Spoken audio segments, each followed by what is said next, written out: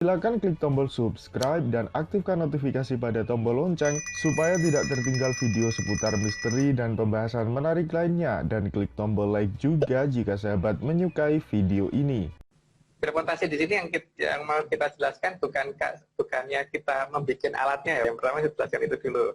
Yang pertama itu, terus yang kedua juga bukan kita yang melakukan. Jadi kita hanya mencoba menelusuri dari jejak yang sudah ada, yang ditinggalkan nenek moyang kita, atau dari peradaban mereka yang sengaja dipasangkan di sini karena mereka butuh untuk pergi ke sana dan ke sini gitu. Itu jejak-jejak itu yang bisa kita dan itu juga kadang-kadang bisa kita gunakan tanpa kita sengaja. Tapi kalau mungkin bisa disengaja itu kalau kita tahu waktu-waktu mereka mengaktifkan daerah-daerah tersebut di jam, tanggal, hari yang tepat, ya kita beruntung bisa memanfaatkan itu. Contoh-contohnya itu seperti misalkan kalau kita naik gunung, itu kan logika orang naik gunung itu seharusnya waktu naik itu akan lebih lama daripada waktu turun. Tapi beberapa orang pasti pernah itu mengalami di mana naik gunung itu lebih pendek waktunya daripada turun gunung gitu. Jadi seperti yang pernah kita alami kan, naik gunung Salak waktu itu 1 jam, turunnya lebih dari 4 jam. Kan aneh. Tapi ya kebiasaan kita kan memang sengaja mencari hal seperti itu ya. Jadi ini yang pertama yang menunjukkan bahwa ada bantuan di titik-titik koordinat tertentu kita dilompatkan tuh ada itu. Sedangkan waktu turunnya kita nggak dilompatin, jadi lebih lama. Jadi seharusnya kan logikanya waktu naik gunung kita akan menjadi lebih lama daripada waktu turun, karena waktu turun kan bisa sambil lari-lari itu. Kalau naik kan sambil menggeh-menggeh gitu, berhenti berhenti gitu kan. Itu gejala pertama. Terus gejala yang kedua itu biasanya kadang-kadang akan kelihatan di daerah keramaian malahan. Jadi di daerah pusat-pusat kemacetan lalu lintas. Kenapa? Karena mereka biasanya kan datang ke wilayah kita supaya tidak ketahuan di daerah-daerah seperti itu. Jadi kalau kemacetan lalu lintas itu tiba-tiba, kalau kita perhatikan, mobil di depan kita itu apakah itu berganti apa tidak, itu yang harus kita perhatiin. Kalau tiba-tiba macet seperti itu, masuk ya bisa tiba-tiba mobil depan kita berubah gitu. Itu harusnya kita perhatiin, dan biasanya tidak jauh dari titik koordinat seperti itu, di depan pasti tiba-tiba lancar. Ada beberapa tempat seperti itu yang bisa dijadikan patokan. Kalau yang pernah kita lihat itu, kalau kita habis keluar tol Cibubur, terus setelah pom bensin, itu kan daerah itu biasanya macet banget itu karena perjalanan menyempit masuk ke ke bawah jalan layang, kemudian masuk ke jalan yang menuju ke Transyogi itu. Di situ itu pada saat menjelang masuk ke bawah jalan layang itu biasanya di bawah flyover itu biasanya macetnya parah. Tapi begitu lewat flyover biasanya lancar banget. Itu kalau misalkan kita perhatikan, kalau betul-betul mau memperhatikan di sana, misalkan pasang kamera atau gimana, itu nanti perhatikan deh bahwa ada kok beberapa kendaraan yang tidak lewat ke bawah situ, jadi hilang di situ terus lenyap di situ tuh ada. Jadi kan ini menunjukkan ada dari mereka yang memasuki wilayah kita terus pergi begitu saja, dan mungkin mereka akan kembali lagi dari titik mendekati titik tersebut. Tapi biasanya untuk tempat kembali dan tempat berangkat mereka tuh beda. Cuman di sini yang paling kelihatan adalah ketika mereka pulang rata-rata lewat situ. Itu satu poin pertama yang kita sering temukan. Banyak tempat-tempat yang merupakan kemacetan yang kadang-kadang kita tidak perhatikan sama sekali, karena kita sibuk dan jengkel dengan macetnya sampai tidak memperhatikan kanan kiri depan belakang mobilnya yang ada di sekitar kita ini sama terus apa tidak itu kan. Seharusnya kan misalkan di depan kita ada mobil mewah gitu, misalkan misalkan terserah atau bukan mobil mewah kadang-kadang, misalkan di depan kita ada mobil kijang gitu, kita coba perhatiin mobil kijang dengan plat nomor itu terus apa tidak gitu.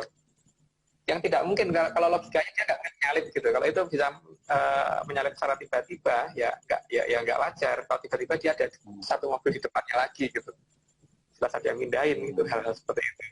Mungkin tadi diambil terus salah, ditempatkan lagi ke tempat yang seperti itu bahwa mereka ini kalau diikutin akan sangat sulit karena mungkin ya kendaraannya bagus sehingga mereka bisa jalan dengan kecepatan tinggi. Jadi kalau misalkan kita ikutin kecepatan mobil kita tidak akan bisa ngimbangin mereka, logikanya memang begitu. Tapi kalau dalam kondisi macet mereka bisa pindah tiba-tiba, misalkan depan ada truk yang bikin macet, terus dia ada di urutan keempat di belakang truk, kita tepat di belakangnya dia, tiba-tiba dia dari depan truk tanpa nyalip dan sebagainya, tapi biasanya itu terlena gitu, tapi tahu-tahu dia dari nyebrang ke depan gitu. Nah, ini kan hal yang nggak wajar.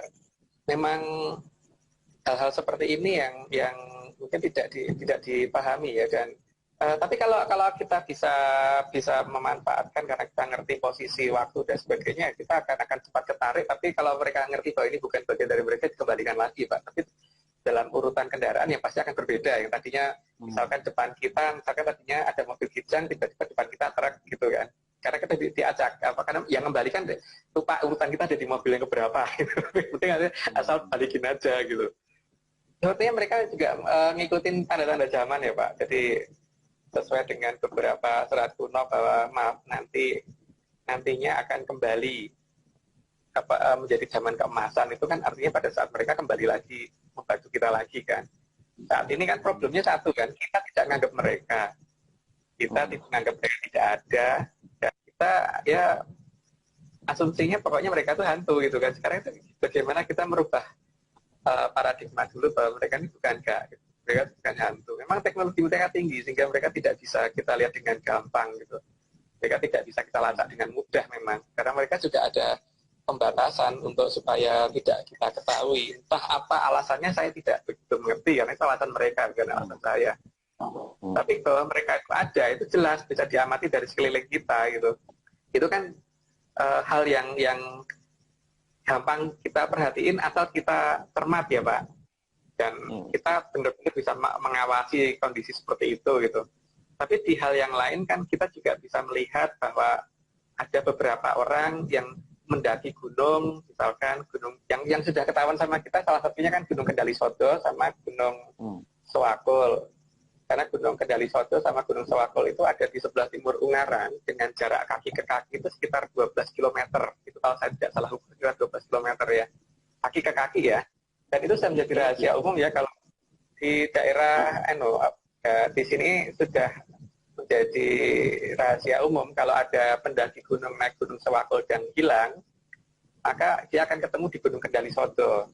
Begitu juga kalau ada orang naik Gunung Kendali Sodo dan hilang, pasti ketemunya di Gunung Sewakul. Itu yang pernah kita teliti dan pernah kita jelaskan di minggu ini. Pernah kita ini ya, dan kita juga pernah beruntung waktu zaman masih pakai kartu tol yang zaman dulu itu, kita ngambil kartu tol, nanti di ujung tol berikutnya kita bayar gitu kan, pernah itu yang seperti itu.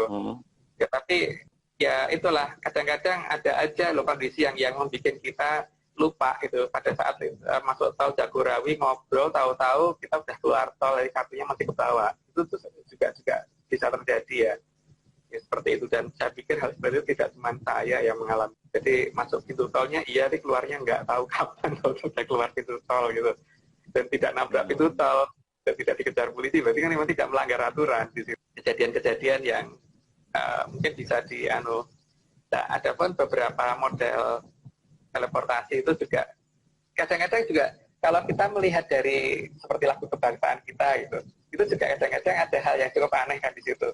Mungkin tidak kita sadari ya, kebangsaan kita seperti Indonesia, tanah airku, tanah tumpah darahku. Negara kita kan di sini, kita ikutnya di sana. Karena kata penduduk tempat ada 3 kan, di sini, di situ, sama di sana. Di sini tempat kita berada, di itu tuh tidak di sini tapi tidak jauh. Kalau di sana itu tidak di sini dan jauh banget. Yang ini mungkin bukan suatu kesalahan yang bikin lagu, dan lucunya tidak pernah ada koreksi sama sekali. Jadi memang di sana Pak negara kita sebenarnya. Dari sana kita bisa berdiri itu di sana, dan kita bisa ke sana itu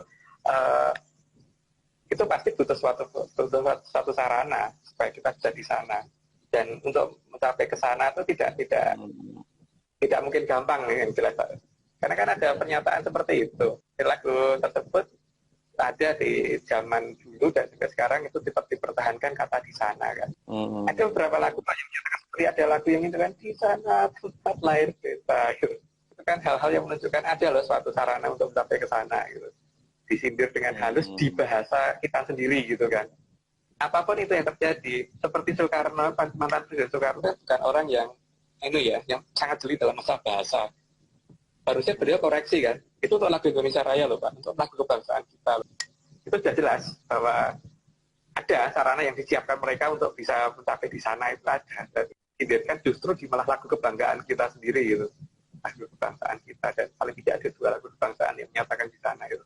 Makanya saya kan selalu menyatakan bahwa mereka itu ada dan mengawasin kita, tapi kita tidak pernah sadar kalau mereka itu ada. Makanya mungkin yang paling gampang itu mengamati beberapa daerah yang sebenarnya tidak wajar gitu. Tidak wajar itu seperti misalkan kalau kita perhatikan di daerah Cilengsi ke timur, itu kan perumahan mewah itu terakhir adanya legenda wisata sama kota wisata. Artinya sebelah timur dari legenda wisata dan kota wisata itu tidak ada bangunan mewah lagi gitu. Tidak ada rumah-rumah besar yang tempatnya orang super kaya, itu nggak ada gitu. Artinya kalau ada mobil yang lewat gitu ke arah timur dan itu rutin malam ke arah timur, kemudian pagi dari timur ke barat lewat depan Harvest City gitu, lewat depan Mekarsari dan sebagainya, itu kan aneh. Itu kalau misalkan ada Land Rover seri 7 yang harganya 3,5 miliar, itu yang punya siapa sebelah timur dari legenda wisata? Kan nggak ada. Dan itu tidak cuma 1, 2, 3 mobil, Pak. Itu banyak gitu yang. Silakan klik tombol subscribe dan aktifkan notifikasi pada tombol lonceng supaya tidak tertinggal video seputar misteri dan pembahasan menarik lainnya, dan klik tombol like juga jika sahabat menyukai video ini.